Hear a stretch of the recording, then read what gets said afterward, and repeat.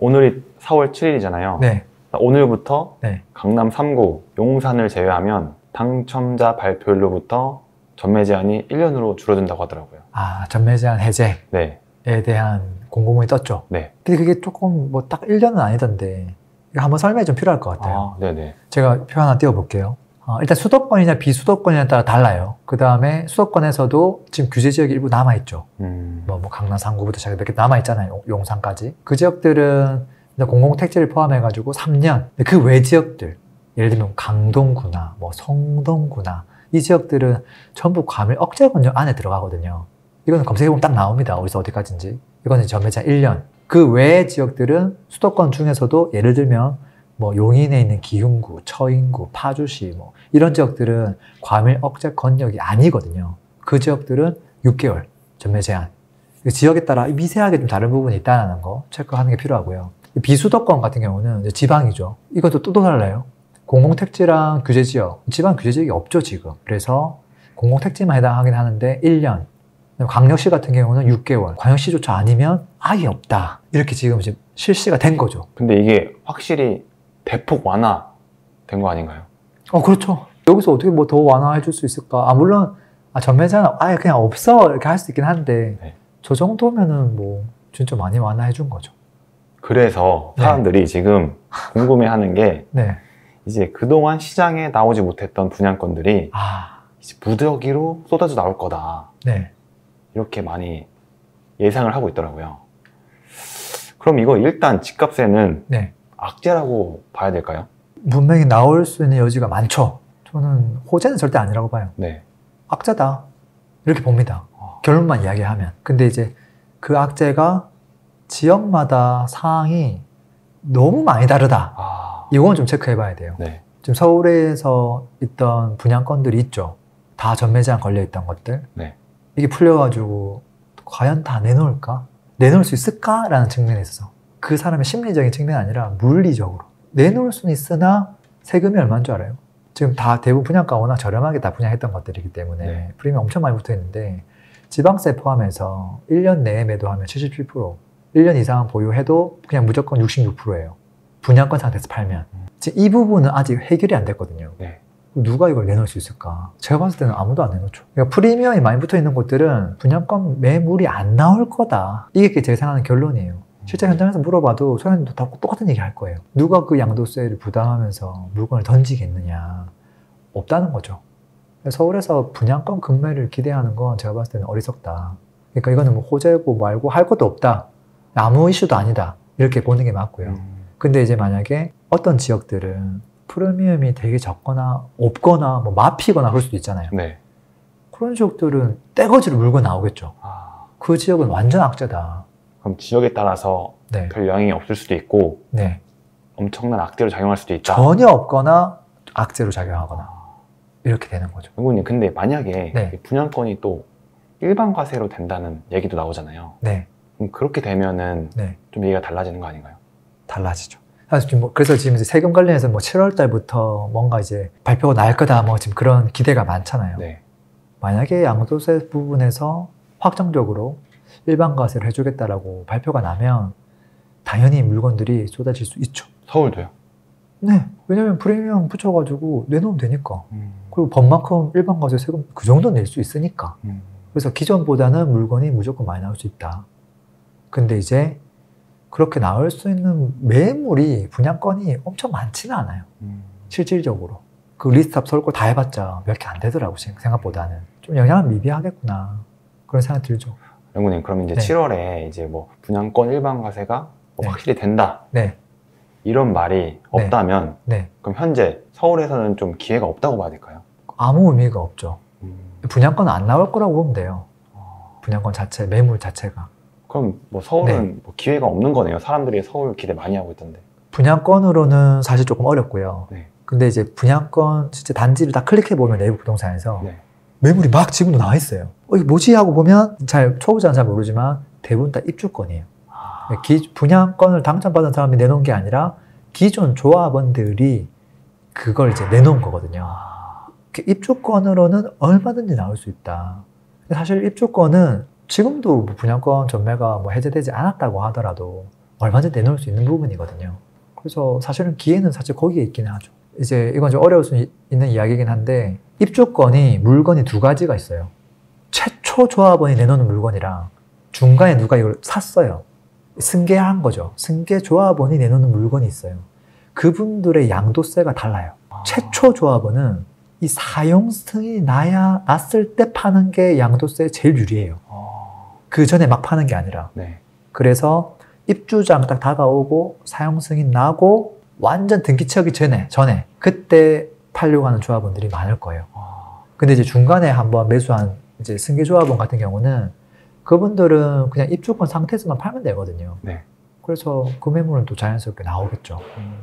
그래서 이게 우리가 분양권을 검토하는 이유 중에 하나가 신축 아파트를 받을 수 있으면서 그리고 입지 좋은 것들을 투자 금액을 조금만 넣으면 되잖아요. 네. 근데 그 물건이 안 나올 거라는 소리잖아요. 네. 그럼 나오는 게 입주권인데 입주권은 투자 금액이 좀 많이 들어가요. 그래서 분양권 같은 경우는 예를 들어서 뭐 실제 예를 들면 성남에 있는 모 아파트예요. 매매 가격이 24평이 한 7억 5천쯤 하더라고요. 분양 가격이 사실은 5억 5천이었어요. 그럼 P가 2억이죠. 네.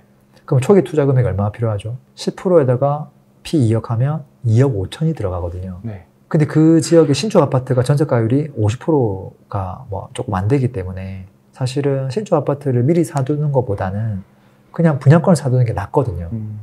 근데 이 물건이 안 나온다는 소리예요. 이게 안 나오고 입주권이 나오는데 그 입주권 매물의 실세는 어떻게 되냐면 그 조합원 분양가가 분양 가격은 5억 5천인데 조합원 분양가는 3억이거든요. 대신에 P가 4억 5천이에요. 그래서 매매가가 7억 5천에 나오는 거예요. 그럼 초기 투자 금액이 얼마 들어가냐? 이게 물론 감정가에 따라 다르긴 한데 제가 봤을 때 최소 5억 5천에서 플러스 알파예요. 한 6, 7억까지 고민해야 돼요. 네. 인근에 신축 아파트가 8억 한단 말이에요. 그러면 무주택자나 1주택 갈아타기 하는 분들이 대출 60, 70% 내면 사실은 자기 자본금 2, 3억 가지고 이걸 살 수 있어요. 근데 입주권을 5억, 6억, 7억 주고 살 사람이 적겠죠. 네. 그래서 어떻게 보면 기회가 있긴 있는데 서울에 너무 많은 돈이 들어가잖아요. 그래서 기회가 없다고도 볼 수 있어요. 현금을 많이 가진 사람은 기회가 있다. 저렴하게 신축 아파트를 살 수 있으니까. 근데 그거는 전마가 제한이 해제가 안 됐다 하더라도 이미 그건 기회가 열려있던 부분이에요. 근데 그 사람들은 다 초기 투자금 적게 해가지고 분양권을 미리 사두길 원하잖아요. 네. 그래서 어떻게 보면 서울도 기회는 사실은 없다라고 봐야 돼요. 충격적이네요. 아, 충격적인 거예요? 네. 다들 막 기회 있다고 했는데. 아니, 뭐 나와야지 기회가 있잖아요. 입주권을 사면 된다. 근데 돈이 많이 든다. 돈이 많이 든다. 그런데 원래부터 있었던 기회였다. 아, 그렇죠. 네, 그렇죠. 그래서 사람들은 조합원 물건을 사려고 안 해요, 잘. 그렇게 많은 돈을 주고 이거 왜 사야 돼요? 이제 그렇게 불안해 하거든요. 형님, 그럼 막상 완화가 됐지만, 일단 7월에 이게 분양권, 양도세가 일반 과세로 바뀌는지, 그걸 또 기다려 봐야겠네요. 그렇죠. 그때는 기회가 바로 생기죠. 그때부터는. 기회가 바로 생기고. 서울이 아니라 약간 뭐 경기도나 뭐 인천이나 뭐 광역시나 지역을 넓히면, 그 지역 같은 경우는 이제 프리미엄이 조금 적은 단지들이 있잖아요. 그런 단지들은 얼마든지 이제 금매가 나올 수 있죠. 그래서 어떻게 보면 그런 곳에 더 많은 기회가 열릴 가능성이 높다고 볼 수 있죠. 연구님, 그런 곳에 살고 있는 뭐 무주택자나 1주택자 분들한테는 이거는 또 좋은 기회일 것 같은데요? 맞아요. 그래서 지금 이제 매수하는 사람의 입장에서 지금은 좋은 기회예요. 분양권 전매 해제해 준 게. 근데 이제 갖고 있던 분들에게는 악재거든요. 서로 경쟁하면서 물건이 많이 나올 테니까. 근데 이제 이 영상을 보는 분들은 양측이 다 있긴 있을 텐데 한쪽은 악재고 한쪽은 호재다. 그래서 매수자 입장은 좋은 상황이다. 왜냐하면 골라 먹을 수 있는 게 엄청 많이 나올 테니까. 그래서 앞으로 양도세만 확정되면 서울에서도 물건이 나올 수 있고 경기 인천은 당연히 물건이 계속 나올 거고. 그래서 내가 원하는 것들을 선택할 수 있죠. 그럼 정리해보면은 이제 서울을 생각하시는 분은 7월 양도세 일반 과세가 되는지 확인하면 되겠고, 그때 되면 물건 나온다. 그리고 이제 그 외의 지역에 사시는 분들한테는 좋은 기회가 또 분명히 열릴 수 있다. 이 정책으로. 저는 그 중에서 가장 유리한 사람은 무주택자라고 생각해요. 1주택자보다. 왜냐하면 1주택자 같은 경우는 우리가 입주를 앞둔 그런 분양권을 사면 저렴하게 살 수 있잖아요. 그때 급하게 막 등기를 못 치는 매물들이 나오니까. 근데 이거를 사면 내가 등기를 쳐야 되잖아요. 근데 내 기존 주택을 팔고 넘어가야 되잖아요. 그렇죠. 근데 지금 같은 상황에서는 기존 주택을 쉽게 파는 게 어렵잖아요. 그래서 어떻게 보면 1주택자보다는 무주택자가 가장 유리한 상황 아닌가. 저는 그런 생각을 하고 있어요. 지금 시점에서는. 그럼 이제 이게 사실 이런 정책이 네. 저번에 저희가 영상, 일산 대책 나오고 영상 찍었었는데 네. 이게 그때 나온 정책이란 말이죠. 아, 그렇죠. 네. 근데 이게 다 분양 시장을 살리기 위해서 나온 정책이다. 네. 라고 말씀해 주셨어요. 이 전매 제한 완화가 분양 시장에 조금 좋은 영향을 줄 수 있을까요? 1.3 대책이 나왔던 게 지금 이제 현실로 실현이 된 거죠. 네. 실현이 됐고, 결국은 이제 분양권에 대한 규제를 이제 대폭 완화해 준 건데, 그걸로 인해서 분양권 시장이 좋아질까? 이 질문이잖아요. 네. 근데 분양권 시장이 전 두 가지가 있다고 보거든요. 첫 번째는 앞으로 분양할 거, 청약 시장이라고 봐야 되고요. 나머지 하나는 이미 이제 분양을 끝낸 단지들, 그 분양권 시장, 저는 이렇게 보거든요. 지금 최근에 나왔던 정책은 분양권 시장을 살리기 위한 정책이 아니고요. 청약 시장을 살리기 위한 정책이었어요. 분양률을 높이기 위한, 미분양이 최대한 안 나게 하기 위한 정책이었던 거죠. 그래서 이거를 헷갈리면 안 될 것 같아요.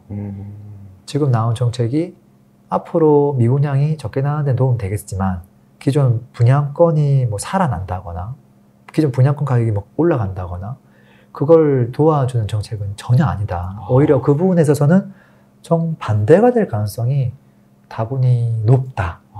그렇게 조금 이해하시면 좋지 않을까 싶어요. 기존 분양권 시장이 아니라 네, 청약 시장에만 효과가 있다. 이렇게 결론을 좀 내릴 수 있을 것 같습니다. 근데 그렇게 딱 청약 시장에만 효과가 있는 정책을 낸 이유는 뭘까요? 정부는 기축 시장은 관심이 없어요. 그러니까 정책으로 기축 아파트든 기축 재건축이든 기축 분양권이든 뭔가 끌어올리거나 내리려고 하지 않아요. 그냥 정상적으로 거래가 될 수 있도록 그냥 지켜보려고 하는 입장이고, 분양은 망가지면 시스템적으로 이게 너무 리스크하게 커질 수 있기 때문에 그 부분에 대해서는 정부에서 조금 컨트롤을 하려고 하는 거죠. 네, 그렇게 이해하시면 될 것 같습니다. 네, 알겠습니다. 오늘도 들어주셔서 감사합니다. 행복한 하루 되세요. 피스.